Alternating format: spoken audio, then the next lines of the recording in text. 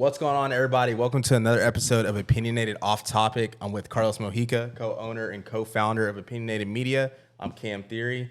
This is Matt Worthington. Super excited to have him on the podcast. If you guys haven't subscribed to Riser, make sure you guys check them out.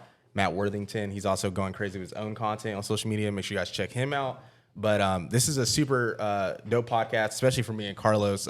Matt had reached out to me probably like almost 11 months ago is what we said earlier. Yeah, September. Yeah, about getting on his podcast, and me and Carlos never on the other end ever. So for us, we were like geeking out about it, especially when we got there. The setup, like we didn't have the Roadcaster and some of the other things that you guys had, and we were just like, wow, it was just nice to be on the other end, finally tell our story, like why we got started.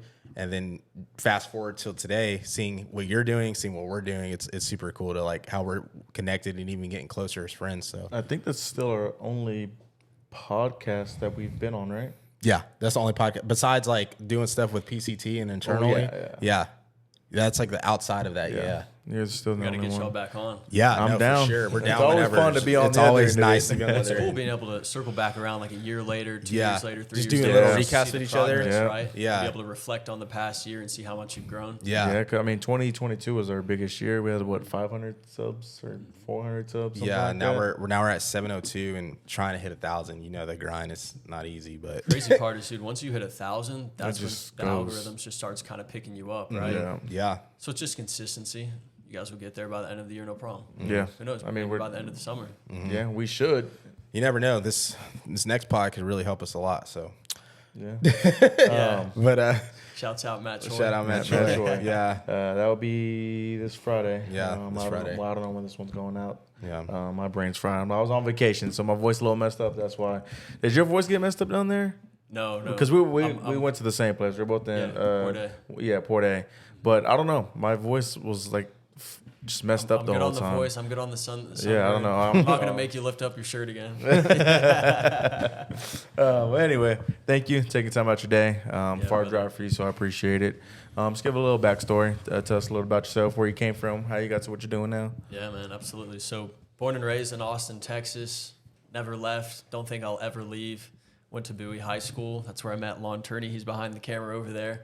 We'll get some FaceTime with Lon at some point this evening. I'm gonna make him come over here.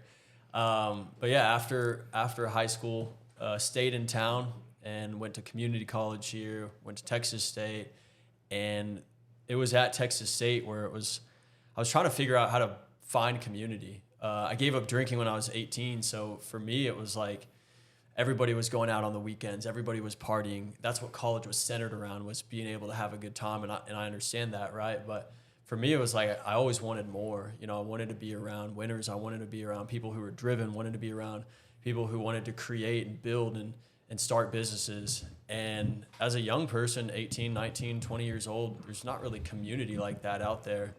And so I kind of went on this journey of self-exploration, trying to figure out who it is that I wanted to be outside of this world of partying and being young and having fun. And I came to the conclusion that I needed to be a part of a community of people who wanted to take it to the next level. And since I couldn't find one, I figured I'd just start it myself. So once I graduated, I started reaching out to some of my friends or people that I knew, and I made this flyer on Microsoft Word, and it was titled Austin's Most Successful Under 30, and I sent it out to a bunch of people. I mean, who was I to call myself Austin's Most Successful Under 30? I definitely wasn't myself, but it was a way to get people there. In the first event, there's 20 people there, and then the next event, there's 40, and then the next event, there's 60, and it just kind of started to grow like that, very organically, and people were buying into this idea of helping one another get to the next level. It wasn't competition. It was just like, what can we do to support each other in this journey of continued growth? And that's when I met Christian. He came to one of the events, and he's like, dude, I run a media company. I love what you're doing, and there's a lot of dope people here and a lot of dope people in Austin. Let's start a podcast and start interviewing them. And so we started interviewing these people just like you guys are doing, you know, just providing a platform to showcase what these entrepreneurs and musicians and creatives and visionaries had going on, so that they could talk a little bit about what they're doing. And what we felt like was still missing was being able to focus on the community aspect, because that's kind of how it started, right? And so we started these big mega events, and here we are now.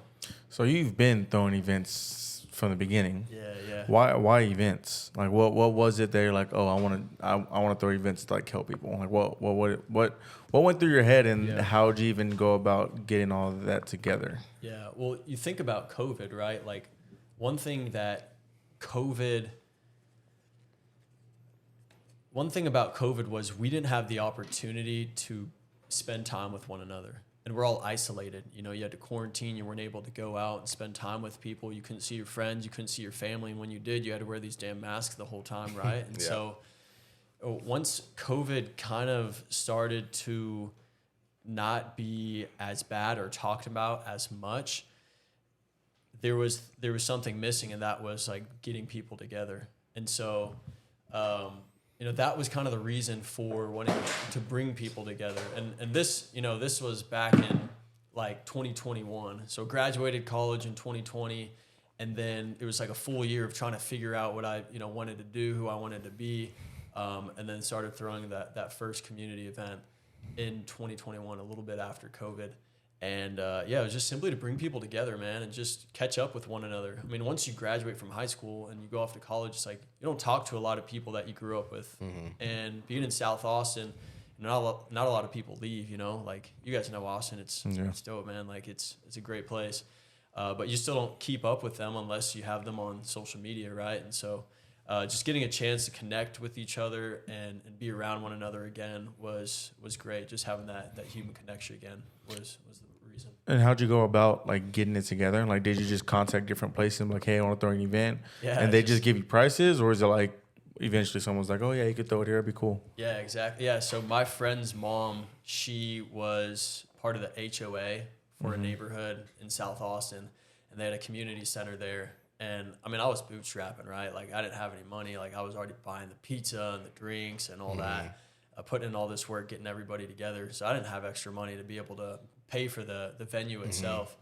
And so I reached out to her, and she was nice enough to give us access, give us her key. Oh yeah, it was dope. That's fire. That's dope. So, because I remember you had a post about you have a sobriety coin, and I guess like kind of take us back to, because obviously you wanted to build that sense of community, have people that are like minded around you. Was there anything in particular that made you want to like decide to go sober at such a young age, especially when you're at a school like Texas State or around, when you're just younger? It's just like that's what everyone's doing. So like kind of what was that initial switch for that? Yeah, so I started drinking pretty early, and that was due to a lack of supervision, not in my home, but some of my buddies that I hung out with growing up. Parents were divorced, mom would go off to work, and so I mean it's summertime, a bunch of 13, 14-year-old kids. We wanted to have fun, right? So went up top shelf, started drinking a little bit, and for me, man, like I liked it, but I liked it a little too much, and it kind of became my vice and kind of became my crutch. When I had a bad day, I'd go drink. When I had a good day, I'd go drink. When I did bad on a test, I'd go drink. When I did good on a test, I'd go drink, and celebrate, that sort of thing. And it kind of consumed me. It became all that I did. And once I graduated from high school and I got to college, I got in some trouble with it. And I had no intent to give it up forever, but it was just in that moment I was like, I should probably stop for a little bit.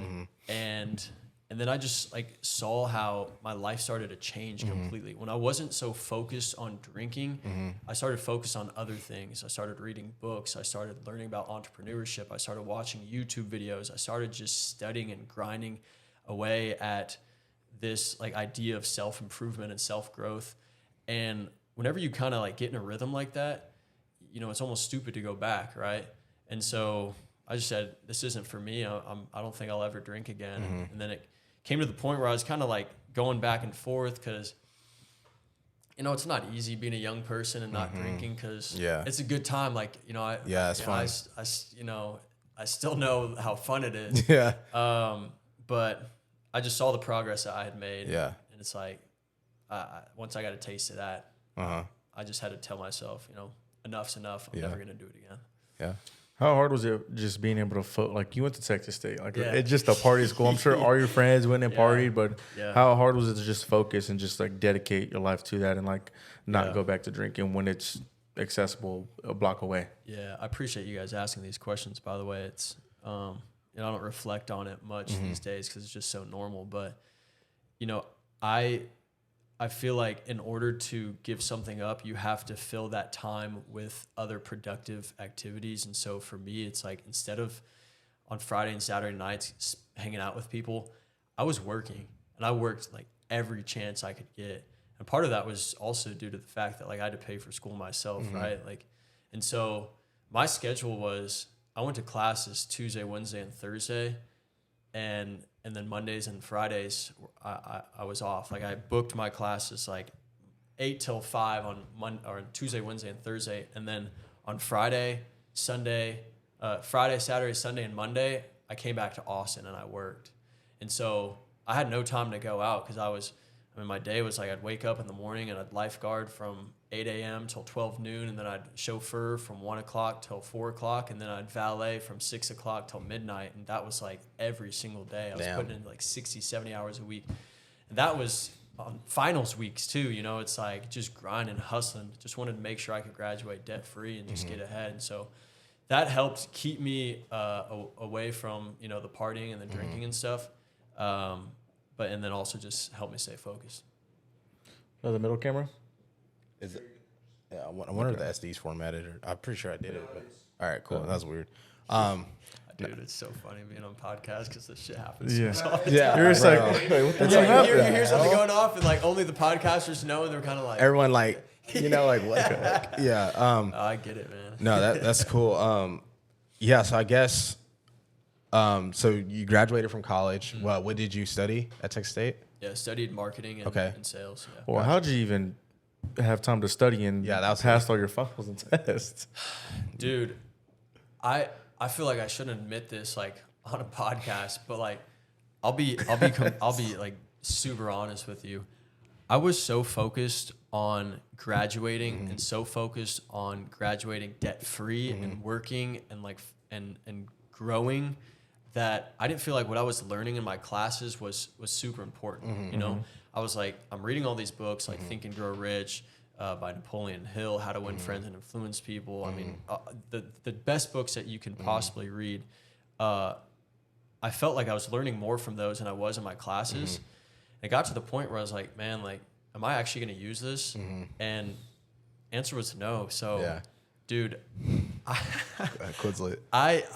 Dude, I would pull up my phone during tests. Like I was using Quizlet, I was using Course Hero, I was using Chegg, anything I could get my hands on just to get ahead. And I look back and it's like, even if I wasn't using that stuff and I was studying and I was like really applying, really taking the time to apply my time and energy to studying properly, I still don't think I'd use any of that stuff today, And so I don't know. I think that's something to say about the education system and college and all that. But yeah, man, like I had to do what I had to do to get through college, and I'm not proud to admit it, but it's like I kind of. You're not the only one. I'm sure there's a way. Everyone's everyone's doing that. Honestly, like I mean, if you're not cheating, you're not trying. Especially in college, nobody wants to be there, and I mean, especially at a school like Texas State. They were probably hungover, some had to take a test the next day. Like It's like, man, it's like for people who are working a bunch and do maybe have things outside of school that they have to take care of, maybe like a sick parent or a family member, or they're like struggling with something like personally. It's like how do you find time to like really sit down and study and spend 6-7 hours just on one class? Like that was never me, So. I don't know. I guess I took the third door. It's like, I don't know if you guys have ever read that book where it talks about, if you're going to a club, there's 3 ways to get in. You can either wait in line, you can do VIP, or you can hop the fence in the back. And I think sometimes you just got to get creative. So, yeah. Yeah. No, that makes a lot of sense. So you graduate. You've obviously been, throwing these networking events. You meet Christian. Take us through, like, the first time where you were like, all right, this is making a lot of sense. So like, what is a path now from these events? Like, where are we going from here?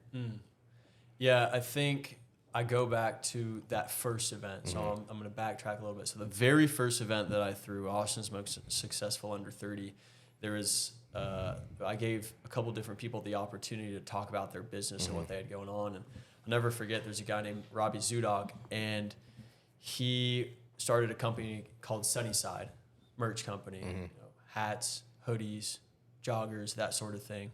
And 10% of the proceedings went to support Mental Health Foundation. And he went up there and he talked about what he was after and what he was hoping to accomplish. And at the very end of the night, he walked up to me with the box of merch that he had brought, and it was completely empty. He had like tears in his eyes, and he was talking about how he had worked so hard on building this company, and he wasn't having any luck selling the merch. And then in one night, everything that he had on him was sold. And it was in that moment where I felt like we're onto something, you know? Like when you give people the opportunity to talk about their story and talk about what they're passionate about, I really feel like people buy into that. And it was almost a high in the sense like we wanted to see more of that. We wanted to try to support more people. And the best way to do that was to bring people together and allow them to showcase their business, not just on a podcast, but like at a networking event too, where like everybody is like all kind of in the same boat. Like we're just trying to figure this shit out, you know, like where are you at? Like what questions can you, do you have? How can I help answer those questions? How can I help support you? And so, yeah, like I think our goal from the beginning, it was to share stories, right? Was to build a community and then just grow leaders within your sphere of influence. What Christian came up to you, and then was he already like wanting to do a podcast and just threw the idea, or is it since it's at this point it was the content thing to do, that's why y'all went in that direction as well? Yeah, he just had so much experience with cameras and recording videos and all of that, and he knew how to run a roadcaster. He worked with Power Athlete, which is a huge sports podcast.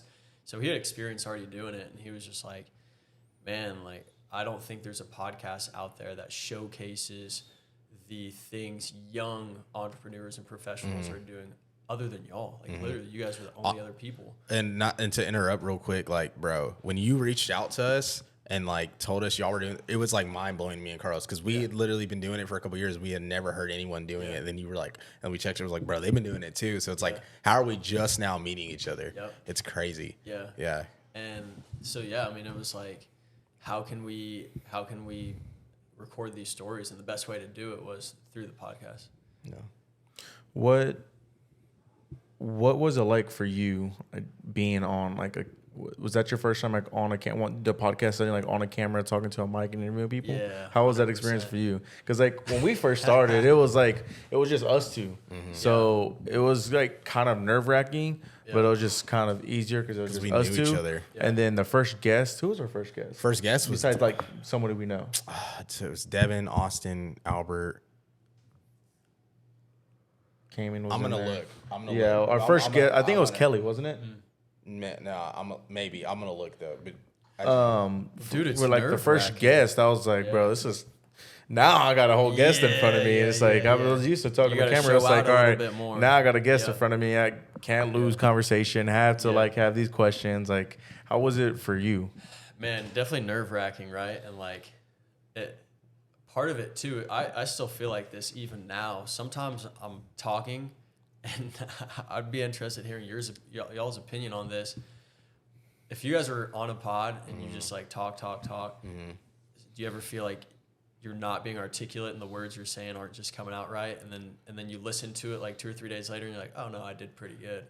Like, do you guys ever feel that way? Yeah, sometimes. I think at first, like, that was an issue, but I feel like since we've done so many podcasts and even like doing the sports shows that we do and doing stuff with Park Car Talks and being on their shows and whatnot, I feel like it's just made us speak better. Like, we can talk, because I remember we had one of our friends on, like, helping us with some content. You can talk all day. Helping us with his content. He was like, Cam, are you PR trained? And I was like, I don't even know. I honestly didn't even know what that meant. But he was like, you just like know how to talk. And I was just like, well, it has to come from us just talking all the time to other people that we don't know. Like, obviously it's a little easier talking to you, but I mean, every time we've had strangers on, we talk to them, and we don't miss a beat, and we can sense when they're nervous, and they loosen up real easy. Well, you guys ask such good questions, and Carlos, I mean, I've been extremely impressed just your ability to navigate the conversation based off of where the guest is at within their story, and then you being able to navigate it as well, like with the timeline. And I haven't been on a bunch of podcasts, but you guys just do like a really phenomenal job of making me, the guest, feel very comfortable. Like as soon as I walked in the door, it's like, oh man, I feel at home, Yeah. And that's like the beauty of this space. I don't know if Opinionated team and your listeners know, right, that you guys might be moving here soon. But I imagine every single person who's been up here has some sentimental value tied to this space. Yeah. And you guys have, and they're making it what it is, like they're helping build the logo with us, because without people saying yes, there's no show. There's no, Yeah. So. And that's what this whole thing was built for anyway. Literally. So yeah. But I appreciate that. It's nice to hear that from somebody. So I appreciate that. It means a lot. We try our best to just come on here and give the best show possible each and every show. Yeah. And I said this off air too, but like every single person up there that I know that's been on this show has talked so highly of it, and talked so highly of you guys, and talked so highly of the team. So you guys have a good thing going.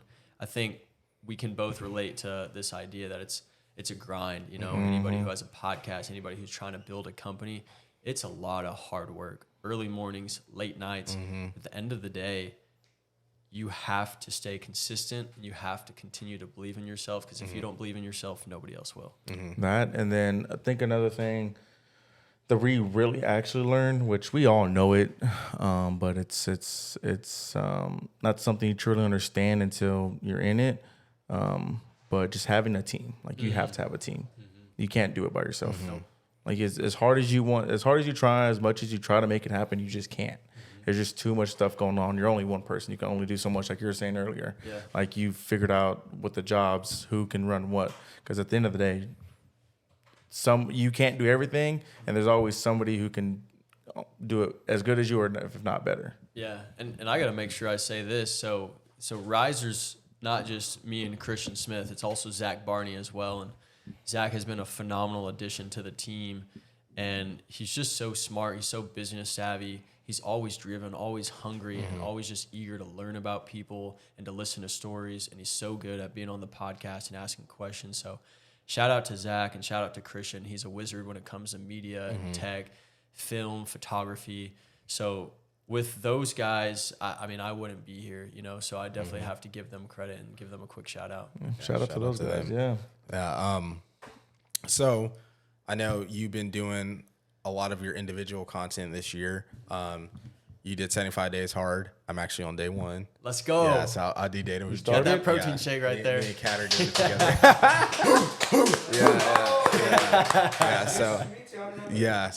I was just gonna just do it and see if. No drinking. No, I'm just asking, like, no drinking. Yeah, no drinking. And it's gonna be hard. We got Zach's Sunday Fun Day, but we went to a Sunday Fun Day for Lon's birthday, I think, and I drank water there. It was like that was like a practice for me, like getting used to not drinking in that public environment. And it's actually pretty easy, to be honest. You just gotta like get through it a couple times and not have that FOMO. But I think it's more so like I've seen you do it. I've seen John Daniel do it. I've seen a lot of my friends do it. My friend Dre, like I've had a lot of friends do it, and like I really respect everyone for being able to do it. And it's just something I'm like, if they're doing it, I can put myself through that once, see how I like it, and just the benefits of it, and everyone having a different experience from it.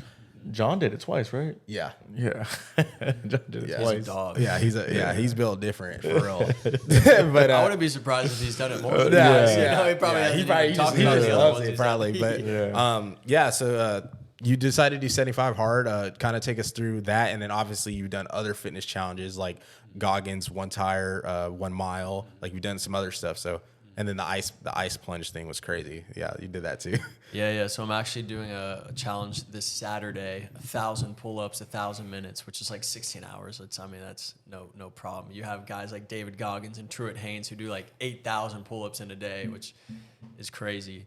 But yeah, man, I think I just wanted to challenge myself, simply like challenge myself outside of like the world of work and the world of, I don't know, just like strenuous stuff. And I wanted to try to challenge myself in the world of fitness. And so I came up with all these different challenges: 1 tire, 1 mile, 40 degrees, 40 minutes, 1,000 pull-ups, 1,000 minutes, that sort of thing.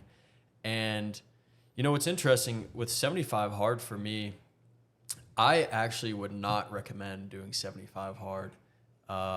And I know you just started, so like, I know I've heard, hear that. But a lot of people, whenever they finish 75 hard, they have like this new found sense of discipline. And I feel like I always had that. So like, I didn't really like get that benefit. Right. But what I actually found was, for too long, I've been overly disciplined.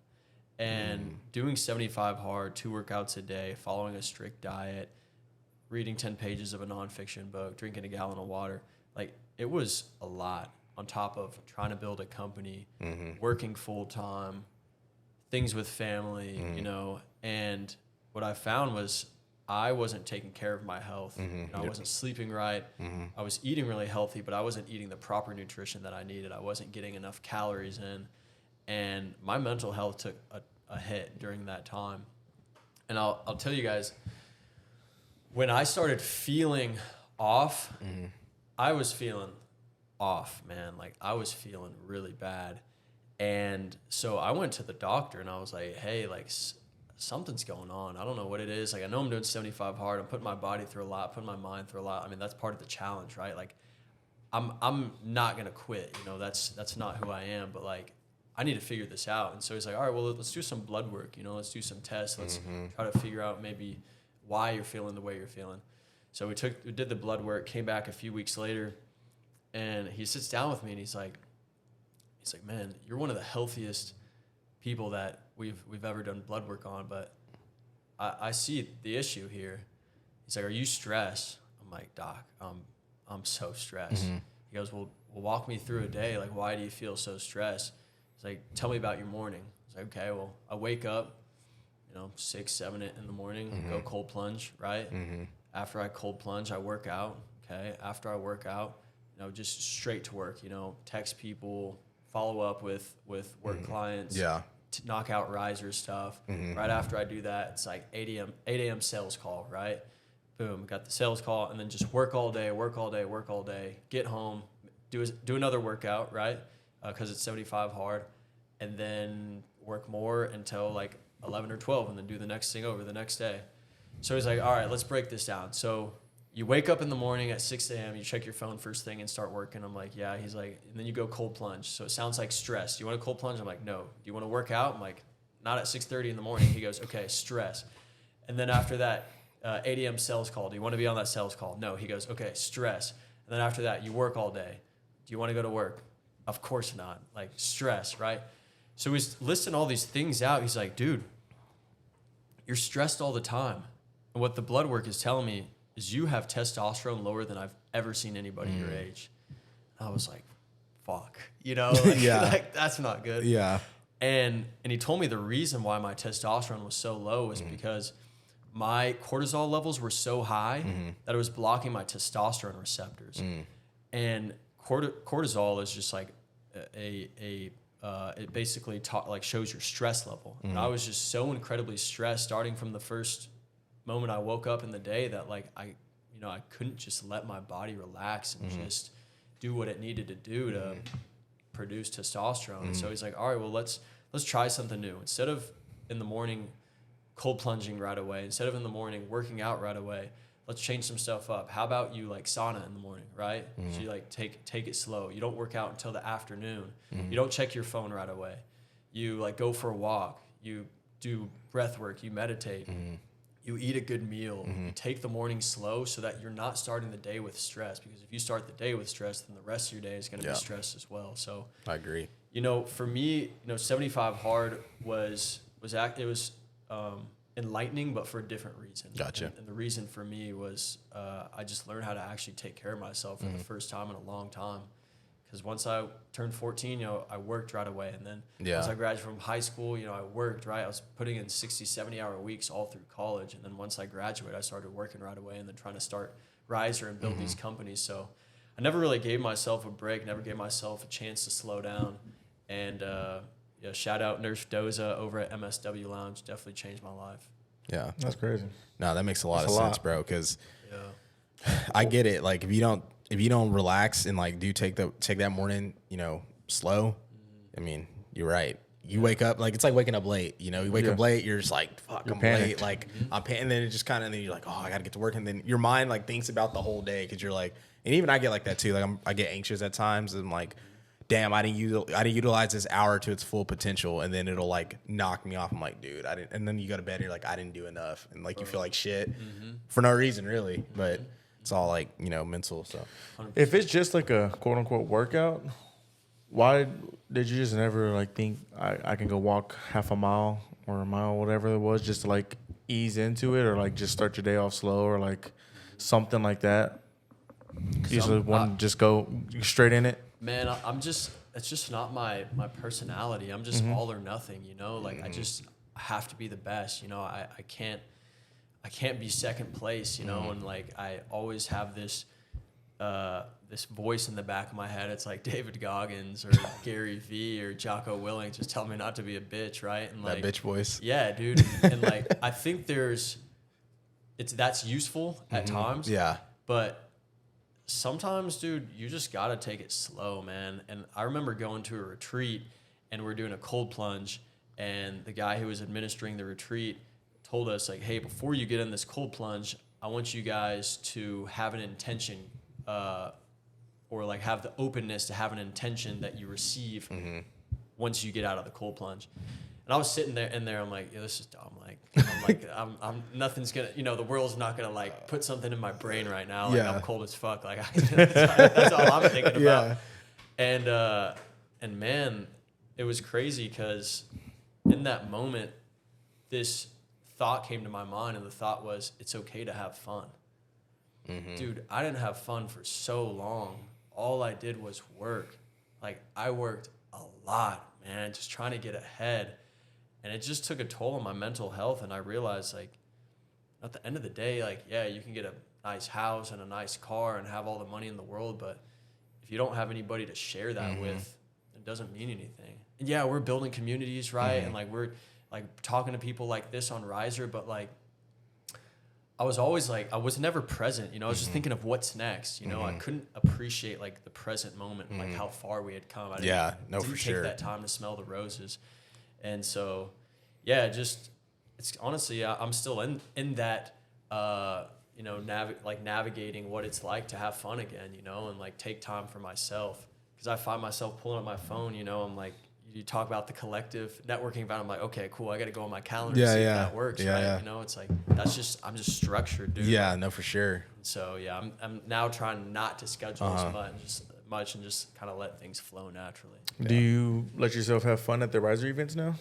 Man, because they are fun. Yeah. And it's just obviously for y'all, it's a little bit different because you're throwing events. So it's probably just more stressful. Like, around and make sure this works. I make sure this mic's on, the music's playing, all this stuff. Then you also have built up such a community. It's like making sure you make your rounds, like saying hey to everybody, having the conversation, and that can even be overwhelming. It's like I didn't even talk to that person. It's like I think I have trouble kind of like letting go. Yeah. I always feel like I have to be in control. Yeah, that same. Makes me feel like secure in that moment. And so, yeah, at those events, dude, I'm work mode. I'm trying to connect people. I'm checking in on the vendors. I'm checking in on our staff, checking in on the team, just making sure things are running smoothly, making sure we're on pace to do everything on the itinerary that we have laid out. So, I mean, they're fun. Like it's a different kind of fun. Yeah. But yeah, even then, like I find myself just like dialed in. I'm like, how can I make this the best event ever? Like, so I'm not letting myself down, that sort of thing. Yeah, I'm working on it. I'm working on it. Day by day, step by step. That's right, man. Yeah. That's right. What do you, I guess, what are your hobbies? What do you do to like just back away, decompress? Yeah.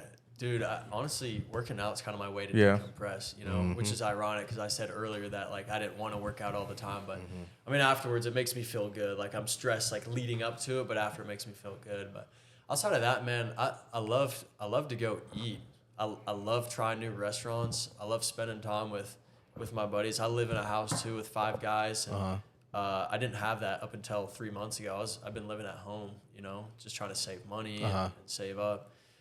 So now that I am able to be around other dudes and just good people who do kind of have that other side of the mentality of like, being able to relax and chill and enjoy life is nice because that rubs off people to balance you out. 100%. Yeah, because it's really important. Like you said, like working out, it's especially when you're networking, trying to talk to people, connect people all the time. It's like that working out, at least for me, it's like, all right, I don't have to talk to anyone right now. I'm just like working out, so I get it. Yeah, and I appreciate you guys asking those questions because like as super connectors like you guys are, I think people always have this idea that we love it, of course, like 100% we do, but like I think they just think we just have like some mystical amount of energy that they don't have, like that's just what we're born with. But dude, we get burnt out too, right? Like you guys probably have phases where you get burnt out as well. So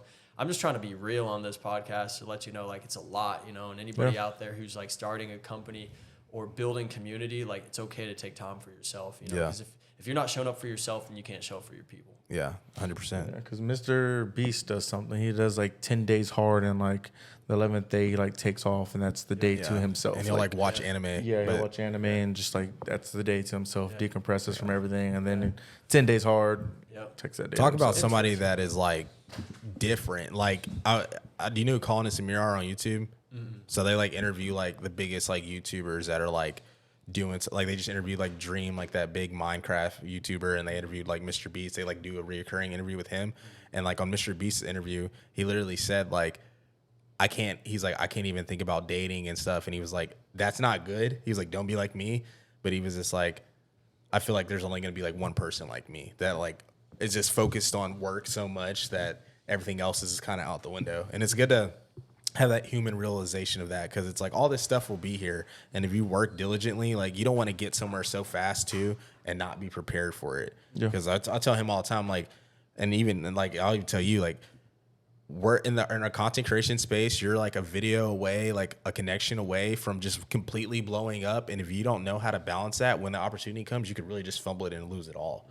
So it's like being able to have that adjustment period and understand like what you're getting yourself into. So that takes me to this point, talking about connecting and stuff. You've had these networking dinners. You invited me out to that. Thank you for that again. It was super cool. I met some very cool people there. We actually might interview Cooper in Arizona. Shit. Yeah, I think we're going to get out there next. So I'm going to try to connect Carlos and have him meet him and stuff. But shout out Cooper. Cooper's good dude. Yeah, good dude. But so you and Leo have been throwing these dinners. Kind of take us, because obviously you have, you throw events, but like these dinners are way more intimate, and you hand pick people for each one, because you kind of I feel like you like are these people all. I could see something with all these people. You even have it to where you sit everyone a certain way, and then you have the Jefferson conversations and all that. So kind of take us through that and why you and Leo decided to do that.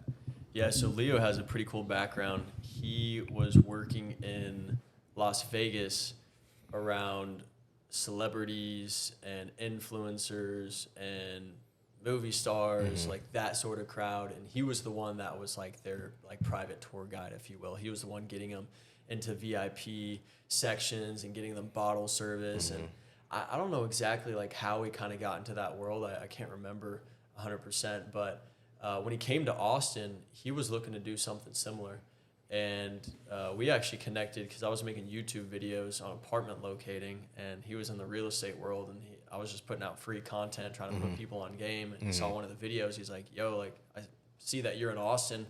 I'm trying to learn a little bit about the apartment locating space, and I see that you're doing something called Riser, building community. Well, like, I have a pretty good network. I can try to introduce you to some people that can come on your podcast. So we linked up, and it was just, man, it was like organic value exchange. He was trying to help me. I was trying to help him. Like, you scratch my back, I scratch yours, but like just very authentic, And we kind of just spoke the same language, like just helping provide value to as many people as we possibly could. That's how he grew his network, and that's how you guys have grown yours, and that's how we've grown ours.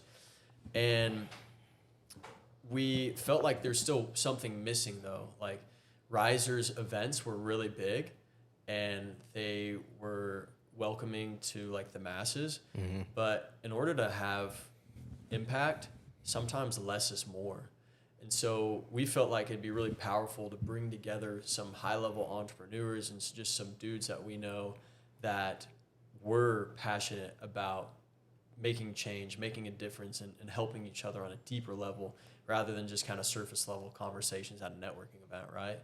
And so he and I just started reaching out to people that we knew to see if they'd be interested in sitting down in a safe space, in a private setting, exclusive setting, and just having conversations around things that matter, and also getting the opportunity to be sounding boards for one another to get feedback on maybe some of our ideas or our thoughts, just to see like if our perspectives are valid, and if they're not, then maybe we can learn from somebody else across the table based off of the experiences that they've had.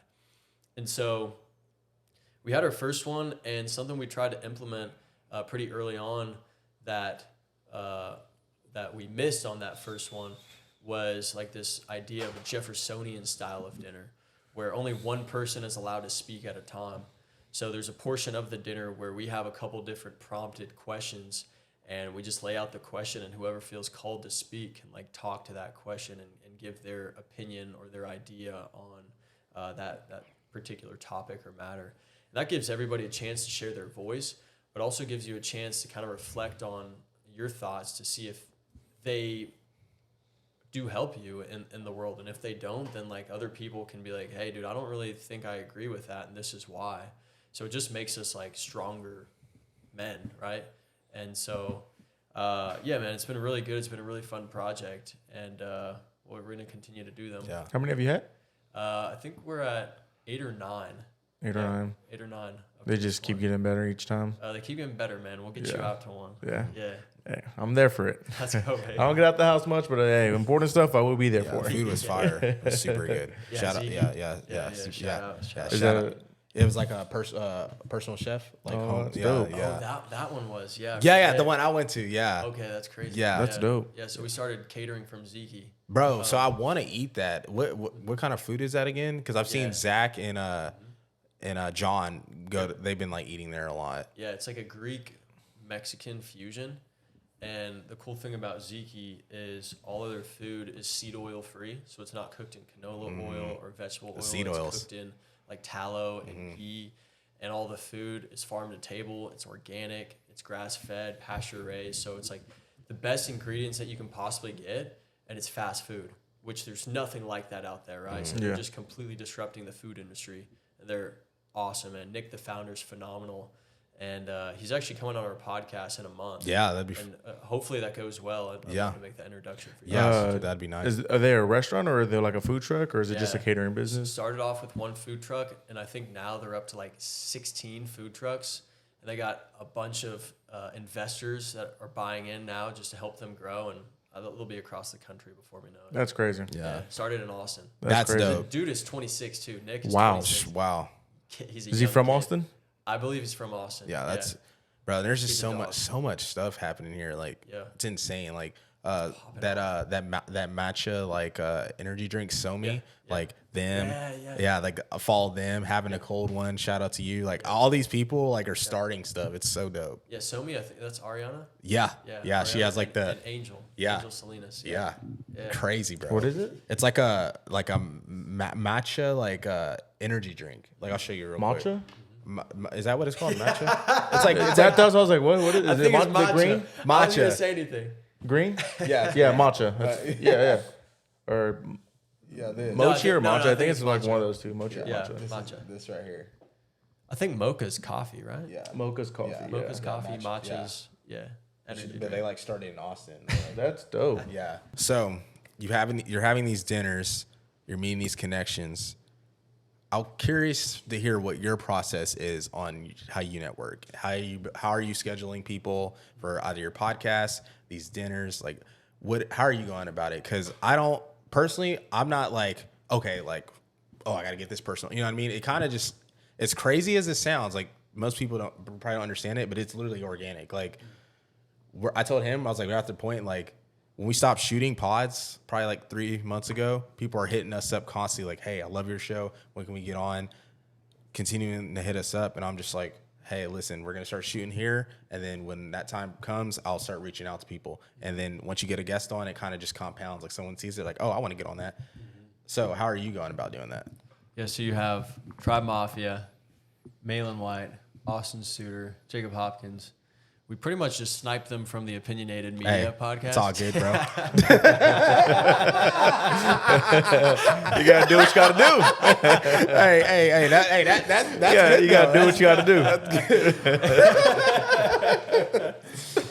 Yeah, no, we, dude, social media is a powerful tool, right? Like, you see somebody else on another podcast, or you see somebody else just posting content that you like, DM them, man. Like, content is king, and I feel like a lot of people just want to get their name out there, get their brand out there, and get their voice out there.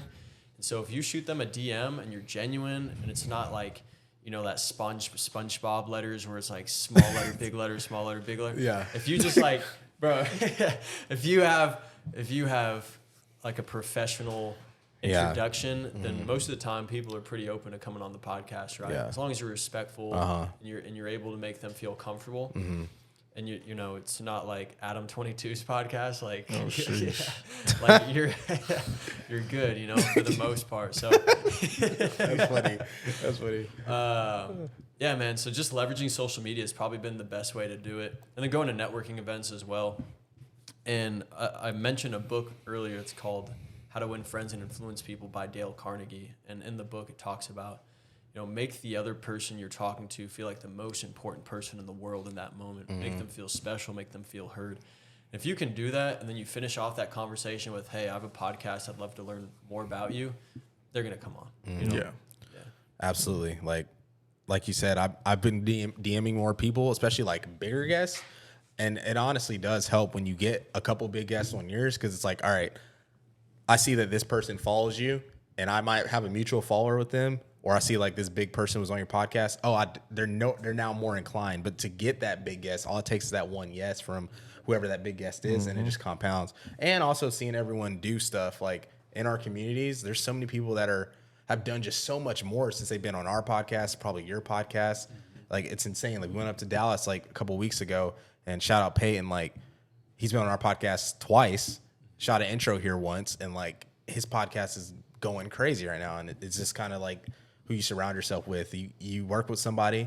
Carlos has always said, I don't care if you have 200 followers or 200,000 followers, but if you're consistent, I want to interview you and talk to you. And if I like your stuff, I want to get that conversation with you, because that person is going to be the next big person. You know, 100%. Everyone's talented. It's just you haven't been seen yet by the right person, or right eyes, or whatever. Yeah, man. And everybody's got things you're working on that's so interesting and so fascinating. If you just take the time to sit down with somebody and get to know them a little bit, there's so much you can learn from other people. I mean, it's like, you guys are what, 26? Yeah. Yeah, 26, right? So it's 26 years of experience that I don't have, because you've lived a completely different life than I have. You've lived a completely different life than I have. So we all have different perspectives on the things that we've experienced. So just getting to tap into that a little bit is always something to learn. Yeah, I mean, everybody's story is different. That's the beauty of it. Everybody sees things differently. Everybody live, like you said, differently. And you can learn so much from, you might have done the same thing, but you did it two different ways. And you can just learn so much from that side. Like, oh, wow, just different stuff. That's the beauty of everybody's individual life, is it's all different. Yeah, I mean, one of you guys are Oklahoma Sooner fan, and the other's a TT fan. But you know what? We can be friends. Hey, right? we coexist really well. You know, it's like it's a respect thing. He knows. Yeah. He knows. Who Until October comes, and it's a little bit different story. But you know, yeah, he knows. You know, hey, football is better when both teams are good. So yep, Fact. that is true. You know, yeah. Do you have sports teams? I don't know if we. Dude, I'm a Nebraska Cornhusker. Yeah, I remember that. Hey, y'all recruiting like crazy though. Shout out Matt Rule. Yeah, Let's go. Dude, we'll see, man. We'll see. Why Nebraska? My dad's from Iowa. Iowa? I have a lot of family that lives in Omaha, so I'm a Husker. I didn't realize it was that close. I went in 2009. Yeah, very close. I went in 2009 because my brother had a baseball tournament in Omaha, so I also got to go to the College World Series, Wow. which is one of the best times of my life. But the tournament was. Ball. I played ball. Yeah. The tournament was in Omaha, but they had one game in Iowa. And I didn't know it was in Iowa, but we're driving. I just saw like the sign, "Welcome to Iowa," whatever. Minutes. And I was like, I didn't even realize it was that close. Yeah. Mm-hmm. That's crazy. Yeah. Yeah, dude, they're awful. Yeah. They're terrible. Lon always gives me shit. He DMs me from time to time. But it's just crazy. Like, hopefully y'all get it together. They're awful, but like historically they're elite. The best of the best. Like they, national champions. Bro, it's you know, they ran the 90s. Yeah. You know, so no, that's cool. We like Scott Frost as a player better than a coach. yeah, no doubt. I guess. Yeah, I'll let you ask. I'm not asking your end question. Your typical end question. Trying to think of something, but I'll let you go. You know just the goals. Yeah, that's your thing. Just the goals that y'all have for like Riser and your personal growth here in the last back half of the 6 months, the year. Yeah. So 2 things with the dinners. The ultimate goal is to run retreats. We started an LLC, and we have our first retreat in Colorado in 2 months. Oh, wow. And then a month after that, we have a retreat in Tulum, Mexico. Ooh. And the tickets are going to be limited to, or this it's going to be limited to 8 tickets, 8 guys. Gotcha. Leo and I make it 10, and it just, allows for more intimate conversation, and just deeper connection with one another. And then with Riser, we just want to grow as big as we can possibly get. And what we've come to realize is, of course, there's a monetary side of it where we want to make money, but at the same time, it's almost like our way of tithing, Like, even if we don't make money over the course of the next 5-10 years, like, that's okay with us because it's like our way of giving back to the community and doing something good for the people who've always believed in us and supported us throughout the entire process. So just being able to do it from like a genuine frame of mind and just do it out of the goodness of our heart, growing the community, helping connect people, helping them get one step closer to their goals and their dreams is really, truly what gives us fulfillment. So, of course, we make some money. That's going to be great. But as of right now, everything's just being reinvested so that we can keep growing and just providing value for our community. Yeah. Sometimes it's not all about the money. I mean, if you love what you're doing and your goal is to get people together and help them grow, and you're doing that, then it's not much more you can ask for. Yeah, and it'll all come back full circle. Like, for sure. Whenever you're just working for the right reason, the money will always be there. There's always money to be made in anything you're passionate about, and it's just an exchange. You're putting out good energy, it's going to come back. It always does. I mean, I don't know if you know, but another guy, one of the guys that we had on, he was from Phoenix, flew down to go to y'all's event. K-Director. Yeah. And then we had him on. Yeah. And it's just, that's insane, what y'all are setting to do, and y'all did that. Yeah. And even in it, gives him that spotlight, right? It's crazy. Like, Cade he hit me up actually because I know a few people out in Arizona, and I sent him a list of like 8 people we could interview. He's already interviewed 2 of them. He interviewed Devin Butler, who has like very similar to Riser. It's called Arizona Entrepreneurs. Same exact thing, but out in Arizona with like, throwing these networking events. And he interviewed Cooper, which is nuts. Dude, I saw that. And I was like mind blown because I was like, dude, like I met this dude at a dinner from Matt, and then Cade met us through y'all, and it's like everything's like work, and it's so cool to see. Like, honestly, he was a very dope dude. He was very genuine. Yeah. And he's hungry, man. Yeah, he is. He works really hard. He's young too. Yeah. Mm-hmm. He's young too. Are you able to talk about what is entailed in the retreats? Yeah, absolutely. So they're gonna be 4-day retreats, and it's gonna be all inclusive. Ticket price is X amount, right? And then you show up and everything's covered. We have a private chef that takes care of all the meals. We have excursions throughout the day, ATVs, whitewater rafting. We have a breathwork facilitator. We do like campfire talks, workshops, and then we have other facilitators that come in to lead different particular workshops like around business and growth and development. And it's gonna be best 4 days of your life, like that's how we're branding it, and we're going to follow through with that and do everything that we possibly can to make sure that you leave there wanting to come back the next time.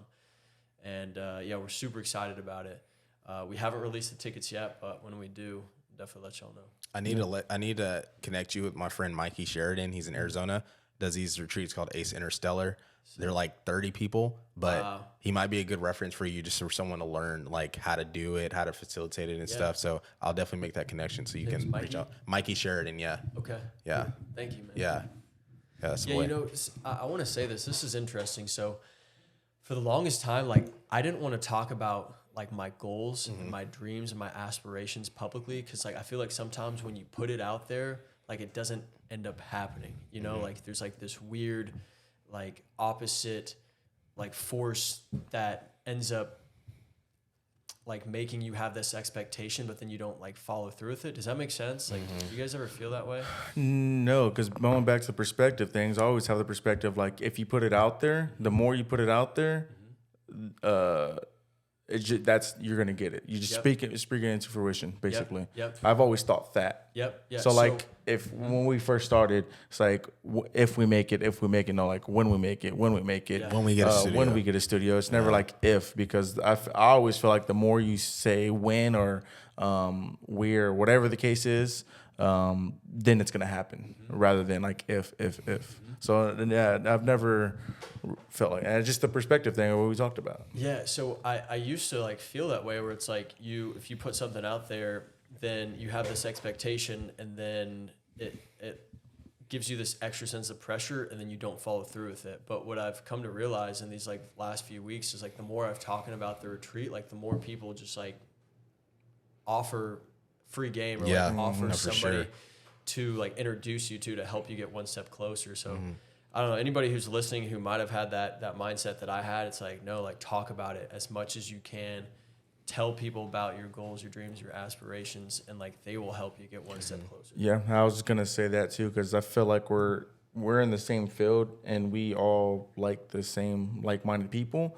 So when you versus telling us versus a random person, obviously if you tell us, that's what's gonna happen. We're gonna get you that one step closer to your goal, because at the end of the day, you know Cam, but you also might not know who Cam knows that can help you get to the goal. You know me, but you also might not know who I know that can help you get to that goal. So I feel like it's also important to share it with your friends, because you're in your team, because they're the ones helping you get to where you're going. 100%. Yeah. And it's crazy how much you distance yourself like from doing this type of stuff. And obviously love like all my other friends that don't do similar stuff, but it's like we gotten really close to CJ, does similar stuff as us, and then gotten really close with just all these other people we met, Austin, all these other people that are, you know, making business in all different fields, but everyone kind of has the same purpose. And it's like creating that freedom, that community. Like obviously the monetary aspect does come with it, but it's like, that's not why people are really doing that. It's more so it's like people are just passionate about stuff and they're just like, well, I only have one life. Why not, you know, why not do it? Why not chase it? Do you guys think it was like this in Austin 25, 30 years ago? Like a bunch of 25-year-old entrepreneurs with these dreams to be something and create, and they all were like helping each other? Or do you think that's just like this day and age? Because dude, it is crazy. Part of me like, feels in like Austin, yes, like, everybody's there to support one another. It is kind of nuts. Event, part of me feels like something, and they're not like, I don't know if like that's, I don't know if that's really possible. Yeah. They're like, no, like that's dope. Let me try to find somebody that can help you get there, and let me introduce you to this person. Right? It's like everybody's so supportive. Part of me feels like yes, just because that just kind of meant like that's what shot Austin up. But part of me also feels like no, because during that time, not everybody was thinking that way. So I mean, I guess maybe, I don't know, but I feel like yeah, just because that's how Austin grew to become what Austin is now. And then no, because there was a lot. It was a lot. What's the word I'm looking for? People just weren't thinking like that back then. And if you were thinking like that, you're just like seen as like an outcast, I guess. Or like oh, you're not gonna make it in life trying to be an entrepreneur. Only select few people do it. And now it's like not everybody's doing it, but it's a lot more likely that someone's doing it and making it. And especially with like the internet and stuff, YouTube, so much stuff has changed, especially with COVID. Like people like Drewski, streaming, like all that stuff, like is taken off. So many people have changed their lives through the internet and creating content. Now, I mean, you get on TikTok, even with fitness. Like I've been watching people like Bradley Martin for years on YouTube. Like I learned how to work out from him through high school. Now it's like people are like blowing up on TikTok, posting reels, all that stuff. I mean, I've been tracking your 75 Days Hard, and like you were just posting you documented the whole thing, and like you almost got monetized off that. Like you grew your YouTube from just, documenting. And shout out to Matt Choi. He said, document, don't create. Like he literally was like, I'm just going to document everything I do, and whatever happens with it happens. And now that, like, I mean, because that's kind of what we've been doing. Like, this is all like documentation. Like, yeah, we're creating content, but at the same time, like, we shoot everything, and CJ is the same way. He shoots everything, and he's like, I'm just gonna post it. Like, if it does something cool, if it doesn't, cool. But like, I'm gonna shoot it and post it because why not? So I think that's a big thing. Dude, yeah, document, don't create. I think a lot of people are just scared to put stuff out there, But you have to get reps, because you don't, like you said, you don't know when something's just gonna hit and take off. Yep. And then you go from 700 subscribers to 7,000, 7,000 to 70,000, like that. It's like, you just got to keep putting stuff out there and see what sticks. Yeah, and the more you put out there, the more you're working, and the more you're working. It's not, I always feel like there's a few here and there people that blow up just randomly, but the people who blow up, like have the crazy TikToks and whatnot, it's not a coincidence. Most of them have been doing something of this realm for a while. So the more you post, the faster it's going to happen. 100%. Cool. Well, that was dope, bro. It was super good to connect with you, talk. Definitely got to get Christian and Zach on at some point. Yep. But yeah, bro, really appreciate you coming out here, and we got to do more of these, just more events. I know we both been busy because like you hit me up and you're like, "Hey, come to this event." And I'm like, "Dude, we're shooting." Yeah. And even when I text you about Wednesday nights. Yeah, and even when I text you about like, hey, like come to the community workout, and you're like, "Oh, I'm." So it's like, but it's cool because we're all so busy, but whenever we see each other, the love's always the same. Yep. Always. So yeah, everybody understands. Yep. Yeah. Before we hit this off, you have any shout out you want to give or anything for us? Shout out to Christian Smith. I think on Instagram he is at Christian Smith Media, and Zach Barney, his Instagram is kickback with Zach _ I think. And then Leo Stodgy. Shout Leo. Leo Stodgy. I think that's it right there. Yeah. You guys might have to fact check all those. But yeah, shout out to the boys, and shout out to the community here in Austin for just supporting one another and helping each other get to that next level. Yeah. Appreciate you guys. Yeah, appreciate you, bro. Of course. Again, thank you for taking time out your day and doing this. I mean, like you said, we're all busy, so every time anybody comes on always means a lot, because at the end of the day, you don't have to, but you're taking time out your day to come do it, so. It's love. Yeah, appreciate it. Y'all doing great things. Excited for the future. And like I told you earlier, I'm not on Instagram as much, but he always keeps me updated with y'all and always keeps me updated with you. Like what y'all doing, like where y'all's heads at. Y'all's community is what it is for a reason. And it just rubs off from y'all. So great people. Like I said, we got Cade on from there, and like-minded people, and great podcast. And I'm sure there's more people like Cade. So y'all keep doing what y'all's doing. Y'all are killing it. Keep doing the dinners, everything. What you're doing is great. Thank you, bro. Yeah, I'm excited, man. Can't wait to see what we all build moving forward, and it's gonna be great, bro. And like I was texting you earlier, like, see you at the top, bro. We're all busy, but we all know whenever that time comes to celebrate, we'll all be there together. So that's right. That's what it's about. Yep. Yeah. We'll have all his information down below. Y'all, if y'all can, go check out the events. They're fun. They're great. When's your next one? So August 2nd. Okay, Yeah. gotcha. Yeah, Wednesday, August 2nd. Wednesday, Highbrow, August 2nd. lowbrow, Okay. 7 to 10 p.m. East Austin. Cool. Feels like you want to run through a wall after you go through one of those. So let's say they're motivating, they're fun. I mean, everybody's there for the same reason. Everybody there has a good time. So if you're into the networking, into the content, that's the place to be. But that'll do it from boys over here at Opinionated. We'll catch y'all guys next time. Peace. Peace.